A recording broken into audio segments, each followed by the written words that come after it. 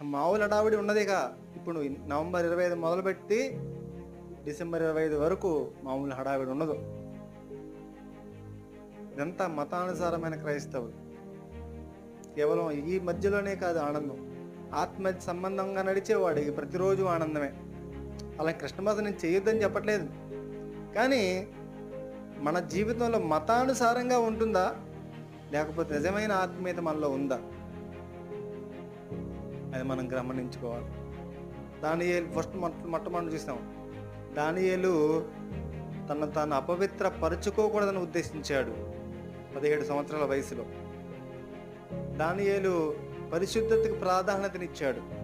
రెండవది, దానియేలు ప్రార్థనా జీవితాన్ని కలిగి ఉన్నాడు. దానియేలు నమ్మకస్తుడుగా ఉన్నాడు. నాలుగవది, దానియేలు భక్తిపరుడు. ఎన్ని విషయాలు చెప్పాం? 4